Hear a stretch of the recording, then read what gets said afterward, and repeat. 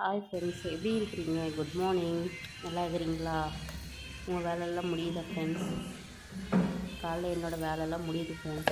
வாசல் கழுவி கோலம் போட்டாச்சு ஃப்ரெண்ட்ஸ். கோலம் எப்படி இருக்குது பாருங்கள் ஃப்ரெண்ட்ஸ். நல்லா இருக்கா? உங்களுக்கு பிடிச்சிருக்கான்ட்டு எனக்கு தெரிஞ்ச மாதிரி நான் போடுறேன். கலர் போடுவேன் ஃப்ரெண்ட்ஸ், வீட்டு முன்னாடி கொஞ்சம் கலராக இருக்கும்ன்ட்டு. நல்லா இருக்கா பாருங்கள் ஃப்ரெண்ட்ஸ், உங்களுக்கு பிடிச்சிருக்கான்ட்டு. ஓகேவா ஃப்ரெண்ட்ஸ்? இன்றைக்கி பௌர்ணமி. நிறைய பேர் கிரிவலத்துக்கு போவாங்க, நிறைய பேர் வீட்டில் பக்கத்தில் இருக்க கோயிலுக்கு போயிட்டு வருவாங்க. நாங்கள் பக்கத்தில் இருக்க கோயிலுக்கு போவோம் ஃப்ரெண்ட்ஸ். வருஷத்துக்கு 2 வாட்டி கிரிவலத்துக்கு போகிறோம். இன்றைக்கி டிஃபன் வந்து முள்ளங்கி சட்னி ஃப்ரெண்ட்ஸ். முள்ளங்கியும் வெங்காயம், தக்காளி, பச்சை மிளகா, காஞ்ச மிளகா போடுவேன் ஃப்ரெண்ட்ஸ். கொத்தமல்லி தழை புதினால கொஞ்சம் கொஞ்சமாக போடுவேன் ஃப்ரெண்ட்ஸ். தாளிக்கும் போது போட்டுப்பேன். ராகி தோசை ஃப்ரெண்ட்ஸ்.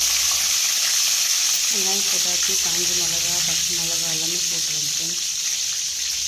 அப்புறமா கொத்தமல்லி தழை, கரத்தலை, புதினா கொஞ்சம் போடுவேன் ஃப்ரெண்ட்ஸ்.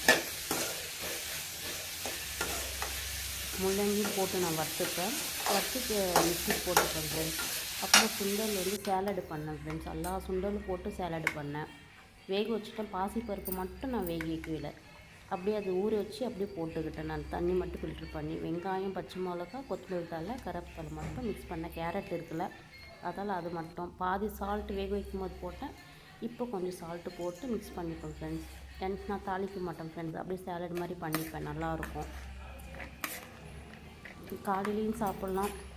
வெயிட் லாஸ் பண்ணுறவங்க காலைல டிஃபன் சாப்பிட்றதுக்கு இது சாப்பிட்டுக்கலாம், இல்லை மதியம் சாப்பிட்றவங்க சாப்பிட்லாம்.